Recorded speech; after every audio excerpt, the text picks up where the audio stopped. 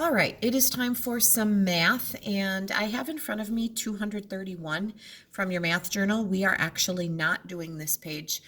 You're going to notice that I am skipping over quite a few things and maybe not doing the methods that they are teaching you at the end of our series.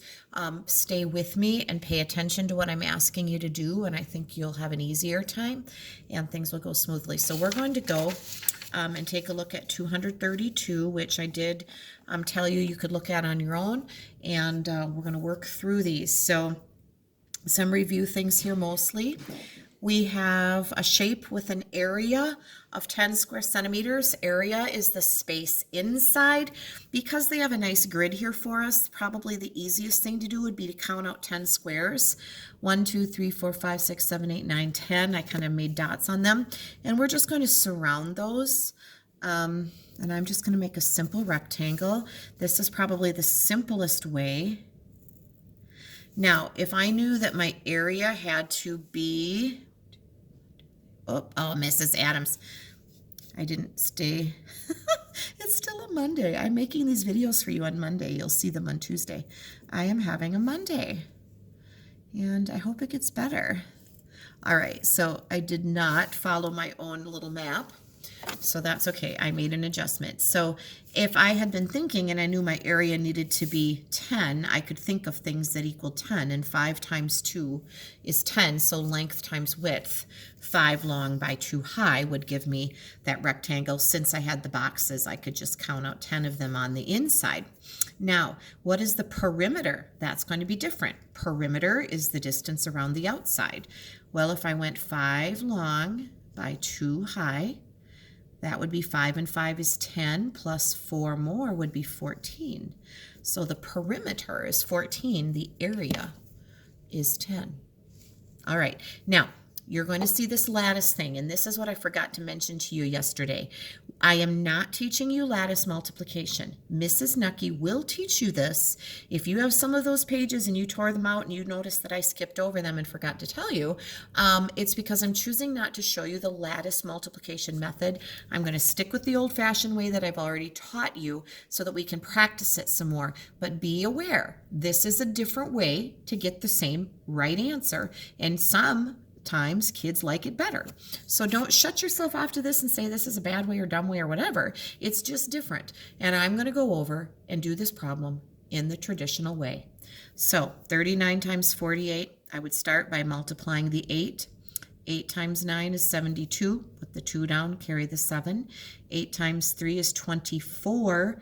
24 plus 7 more would give us 31. So that top layer is going to be 312. Then remember, I'm going to put a 0 there and slide over and do 4 times 9 is 36. Put the 6 down, carry the 3. 4 times 3 is 12. Plus 3 would be 15. Now we have to put the 5 right under the 3. It's important to get those lined up nicely. Then remember, we add the layers. 2 plus 0 is 2.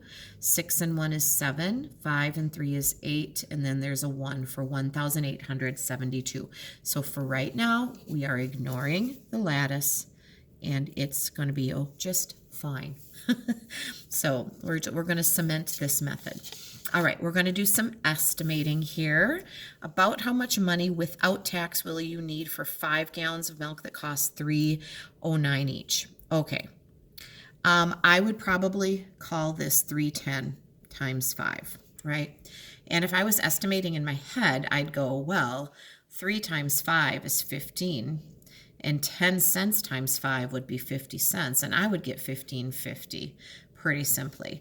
If you wanted to just call it $3 times 5, you could easily do that and say it's $15, and that would be okay too.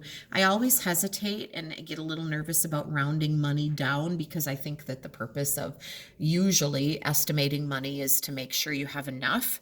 And so it would make me nervous to go into the store and with not enough money, and then I couldn't buy the milk. So if I'm estimating how much I need, I'm probably not going to round down. That's just me, because I don't want to get embarrassed at the checkout counter, right? So that is how I would have done that one. You could have set that up like this and done the whole math like that and put the decimal in and gotten $15.50. So if you're not sure on that one, maybe show that to somebody at home. And they can go over that with you. All right, we have another estimating problem. Ruben buys 3 bags of baby carrots. They're $2.19 per bag. He gives the cashier a $10 bill about, there's your estimating word, how much change should he get? I'm going to call these bags of carrots $2.20.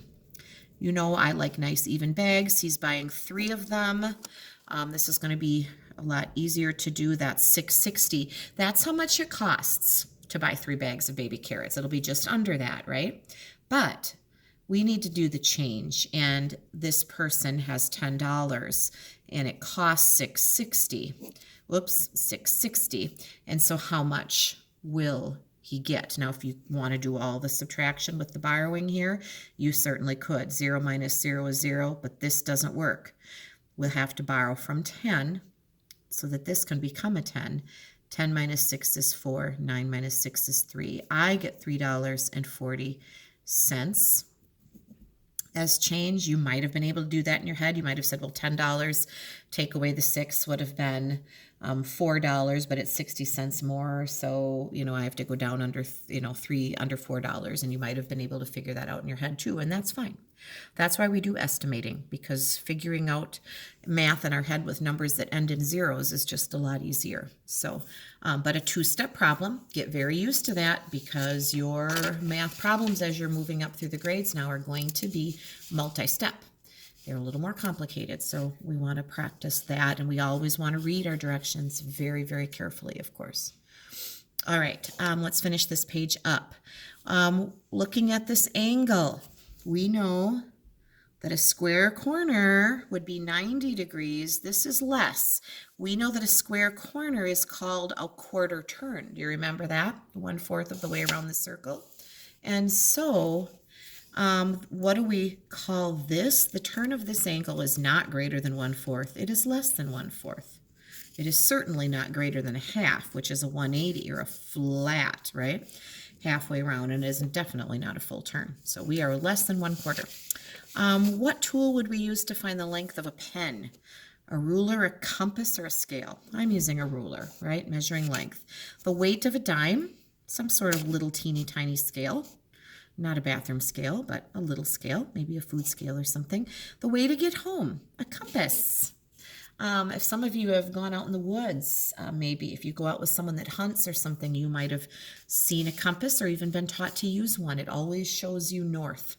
So if you know which direction is north, because the compass actually has a magnet in it, and the earth is a magnet, and so that compass uses the earth's magnetism and always points north, to the north, like the North Pole, which is really cool. And you can use a compass to find your way home.